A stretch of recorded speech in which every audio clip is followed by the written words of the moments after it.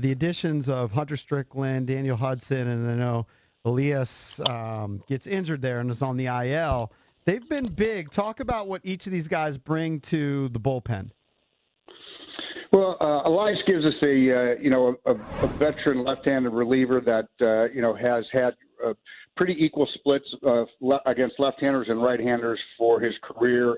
He's really dominating right-handed hitters and kind of struggled against lefties this year. But a guy who's pitched at the end of games, he's closed games out for Seattle. So his role is very fluid. He could do a lot of different things for us. But he's a 95-mile-an-hour guy from the left side, throws a good changeup and a breaking ball. And Hunter Strickland has closer experience. He's got setup man experience for the Giants, and he's closed some games out for the Mariners. He's a hard throw-in sinker, slider type of guy. He's a power reliever. Mid to upper 90s fastball and an upper 80s slider, and a guy that has the demeanor to close out games. And Daniel Hudson, the same. He's a veteran reliever. He's pitched in a myriad of roles that he has started. He's set up. He's closed games for Toronto, and again, a power pitcher that throws a high four-seam fastball in the mid to upper 90s and has a slider and a changeup. So they're all pitchers with experience. They've all pitched at high leverage situations, and I think they'll give us some real continuity and some a great experience level. And a big moment to throw the ball over the plate and kind of pound and have the demeanor to pitch at the end of the game.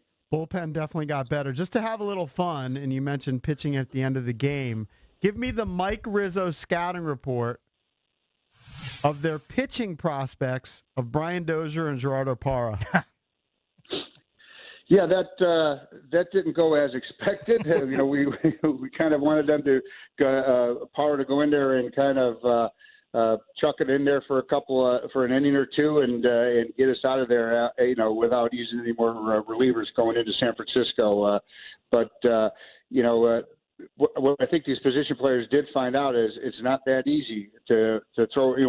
When you're playing second base and you just yell out there, "Come on, throw a strike, throw it over the plate," and they found out it's a little more difficult than that. Well, Dozier's whip of 2 and his ERA of 18, they're not bad compared to Parra's numbers.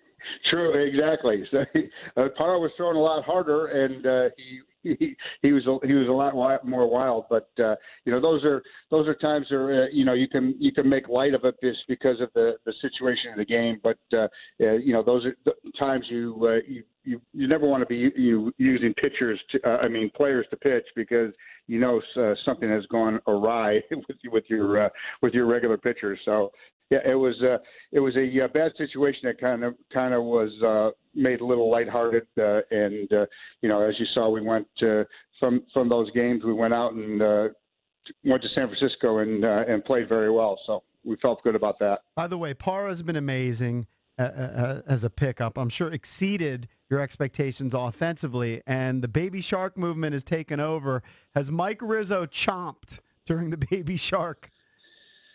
No, I try to stay away from the chomping part of it, but we knew Parra very well going into this thing. I've known him since he's a 16-year-old kid when we signed him in Arizona, and he's got a good skill set still. So that was the main reason that we signed him. Left-handed bat off the bench, can really play defense, all three off-field positions, can play some first base, and give us a good at-bat off the bench, and has really exceeded our expectations about how, putting him in the lineup and using him a little bit more regularly.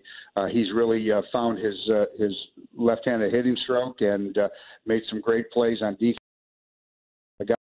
Obviously brings, we did feel that he was going to bring us some experience, some energy into that dugout and into that clubhouse, and he's been really terrific for us throughout the season since we've gotten him.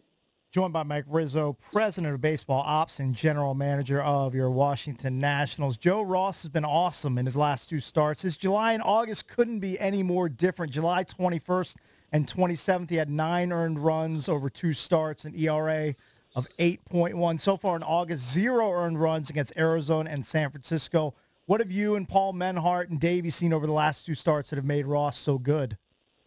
Well, I think that you're seeing a picture in transition. The guy, again, coming off Tommy John surgery, it takes these guys a little bit longer to get the command and the location of their stuff. Paul and Joe have worked really, really hard the last month or so about tweaking Joe's delivery. Obviously, he's a hard sinking fastball slider type of starting pitcher, and did some tweaks in his delivery, kind of changed a little bit of his presentation on the mound and where he stands on the rubber, and gotten him to get the ball in the lower part of the strike zone, which is his bread and butter, and a guy who's, again, coming off the Tommy John, his velocity has been there and his stuff has been there. Now he's kind of refining his location. I think you see with the tweaks that they've made and the location that he's getting that sinker to. I think you've seen the kind of the byproduct, better mechanics. And better location on some really, really good stuff. So we're happy and really upbeat about where he's at, not only for us going forward this year, but for the future, because we've always felt that this guy is a big part of our rotation down the road, and he's kind of showing the way he looked before the Tommy John surgery that we were so excited about.